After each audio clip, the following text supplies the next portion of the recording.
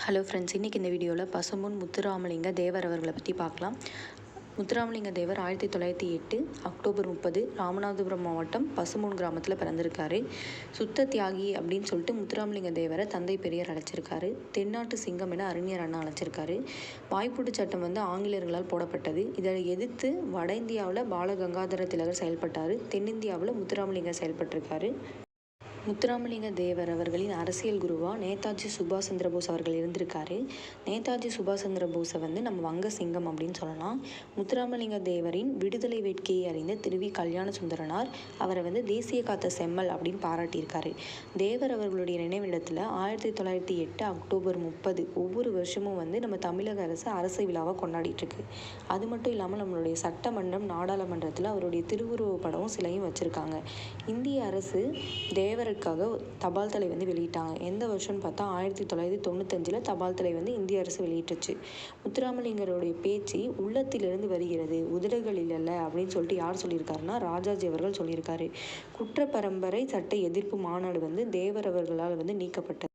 இந்த மாநாடு ராமநாதபுரம் மாவட்டம் கமுதி அப்படின்ற இடத்துல 1934 மே 12 மற்றும் 13 ஆகிய 2 தினங்களில் நடைபெற்றுச்சு. இது முழுமையாக நீக்கப்பட்டது எப்போன்னு பார்த்தா 1948 தான் நீக்கப்பட்டுச்சு. அது மட்டும் இல்லாமல் தேவர் அவர்களுடைய தலைமையில் ஆலய நுழைவு போராட்டம் அப்படின்ற ஒரு போராட்டம் நடந்துச்சு. அது எந்த வருஷம்னு பார்த்தா 1939 ஜூலை 8 இந்த நாளில் தான் ஆலய நுழைவு போராட்டம் அப்படின்ற ஒரு போராட்டம் நடைபெற்றது. முத்துராமலிங்க தேவர் அவர்கள் விவசாயிகளோட தோழராக இருந்திருக்காரு. விவசாயிகளுடைய துயரை துடைக்க பாடுபட்டவர். இவர் விவசாயிகளுக்காக ஜமீன் விவசாயிகள் சங்கம் அப்படின்னு ஒரு சங்கத்தை ஏற்படுத்தியிருக்காரு. அது மட்டும் இல்லாமல் கூட்டுறவு சிந்தனையாளராக இருந்திருக்காரு. கமுதின்ற இடத்துல பாரத மாதா கூட்டுறவு பண்டக சாலையை ஏற்படுத்தி விவசாயிகள் உற்பத்தி செய்கிற விளை பொருட்களுக்கு சரியான விலையை கிடைக்க செஞ்சுருக்காரு. முத்துராமலிங்க தேவர் அவர்கள் இந்த உலகத்தில் வாழ்ந்த நாட்கள் 20,075 நாட்கள் மட்டுமே. ஆனால் அவர் சுதந்திர போராட்டத்திற்காக சிறையில் கழித்த நாட்கள் 4,000 நாட்கள் கழிச்சிருக்காரு.